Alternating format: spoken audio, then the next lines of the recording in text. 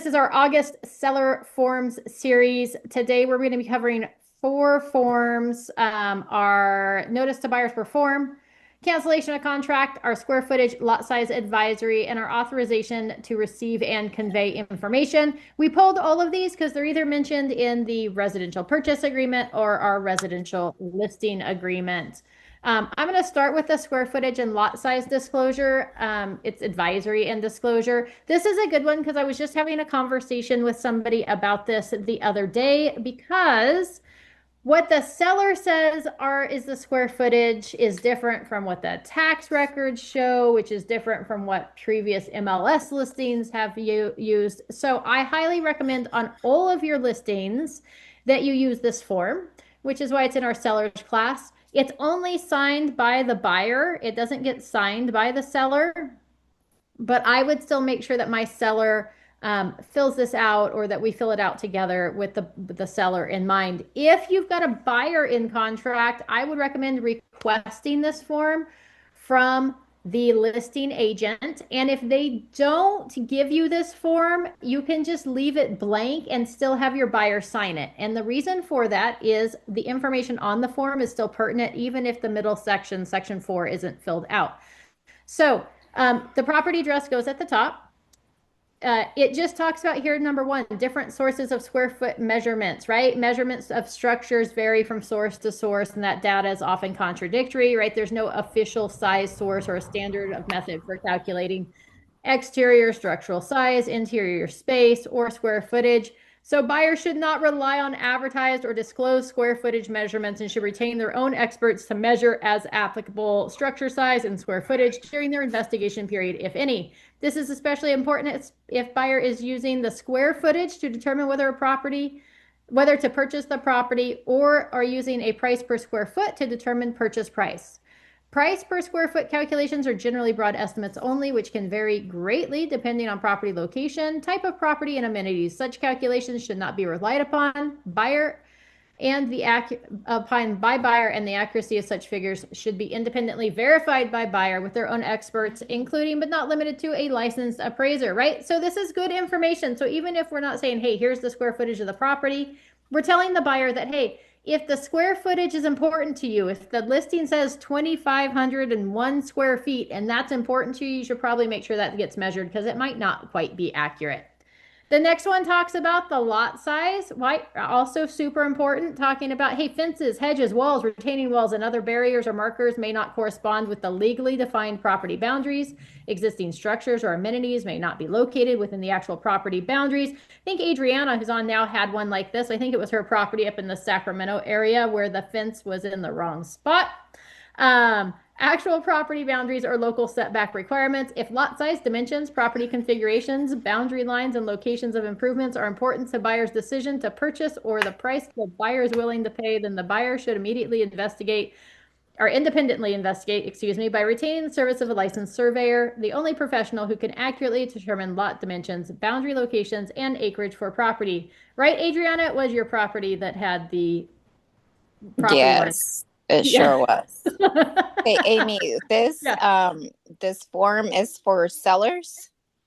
So as a seller, anytime I have a listing, I have my seller fill it out. Again, it doesn't get seller signatures, but I have my seller fill it out and we put it with our disclosures so that we have that information out there and that I know that the buyer has seen these first 2 paragraphs. If it's not filled out by the seller, then as a buyer's agent, I'm going to request it from the listing agent. If the listing agent fails to provide it, then I'm going to just provide the blank form, probably with a line through this middle period section 4, to my buyer so that they can read the other information and sign it, saying that they understand that it's their duty to do the investigation. Okay.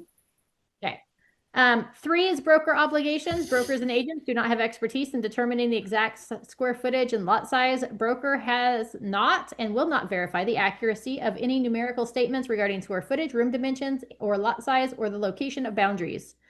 Section 4 is disclosure of measurements and sources. Square footage and lot size numbers inserted into the spaces below, if any, were taken from the reference source and may be approximations only. Other measurement sizes may exist from other sources, right? So if I pull the tax records, I put in the square footage here from the tax records. That's what that first one is. So I usually just pull those up and throw it in there. Maybe it's 6,750 square feet. And then I usually attach the tax records. So I check the little box at the end stating that, hey, it's attached, right? And then I just put that right in back of this one. If it's got previous listings that have different square footage, I might put that different square footage in here. Maybe somebody had it at 1,250 and 6,800 square feet, right? And then I might attach a copy of that report.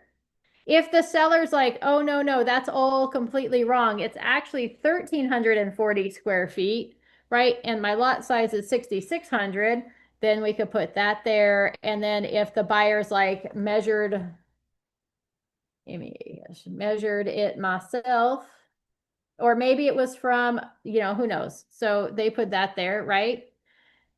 Maybe you have an appraisal that's got something, right? Maybe the condo has plans. Maybe you've got actual copies of the architectural drawings or floor plans or surveys. So, right? So you can fill out one of these. You can fill out multiple options. You can fill out none of these. It's totally okay to do any of this, but I usually, at the very least, fill out what's in the public record and attach that tax record. Okay, so that's kind of where I start on that one. By signing, oh, the seller does have a signature line. I don't know why I skipped that. It used to not. I think they added that more recently. I'm just curious when this, oh, well, maybe December. By signing below, seller represents that seller is not aware of any other measurements of property and acknowledges that sellers read, understand, and received a copy of this square footage and lot size advisory and disclosure. Seller is encouraged to read it carefully. Again, seller doesn't actually have to sign this if they don't want to provide any information. Okay, so you can still have your buyer sign this form even if the seller hasn't signed it or filled it out. As a buyer's agent, I would never fill out the information in this square. That should only be filled out by the listing agent or the seller themselves. Otherwise, I'm just going to leave it blank. I may attach a copy of the tax records if I was giving this to my buyer because the listing agent isn't providing it. The buyer signature line, by signing below, buyer acknowledges that buyer has read, understand, and received a copy of the square footage and lot size advisory and disclosure. Buyer is encouraged to read it carefully. If no information is provided and or any of these measurements are material to the buyer, buyer is strongly advised to investigate the validity, accuracy, or existence of any measurements provided herein or otherwise. If buyer does not do so, buyer is acting against the advice of brokers and agents. And then the buyer signs it. So again, buyer can sign it without anything filled in to the square or seller's signature. Any other questions on this form?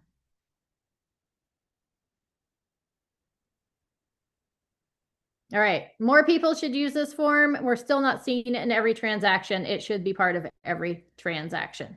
Okay, fabulous. That wraps up our forms for today. Again, we had that notice to buyer to perform, our cancellation of contract, our square footage and lot size advisory and disclosure, and our authorization to receive and convey information. And we'll be back next week. Let's see here. Let's see if I've got it pulled up. It doesn't look like it because I was going to tell, oh, it could be on the calendar. Let's see what's next week. Thursday. We have next week, oh, we're covering the solar form, which is super important. It should be included in all transactions with solar, but we're not seeing it often enough. Our request for repair, our SXA, which is seller's intent to exchange, and our WFDA, which is our wildfire disclosure and advisory. So we'll be covering those forms next Thursday at 9 o'clock, same link. If you want to suggest trainings for our training series that will start up in September for the fall, there's a link in the chat box you can click on and you can let me know what trainings you would like to see. Oh, and on August 28th at the end of the month, so in like 2 weeks from today, we have Bob Brand coming back, who is our staying out of court expert. He is fabulous. He'll be on at 9 o'clock on Zoom. He is the one that did our Avid training, and then I can't remember exactly what was covered under the last training. I think it had more to do with disclosures, but he always has some really good information. I even learn from him every time I listen to him. So he'll be here on the 28th. So make sure you tune in for that one. And we'll see you next week. All right. Amy. Thanks. Yes, Adriana. Do you have like 3 minutes? I have 3 minutes. Jake, Okay. I'll reach out to you in the next day or so. You'll hear from me, and we'll just touch base, make sure you've got everything that you need to get started. Okay. Okay. Thank you.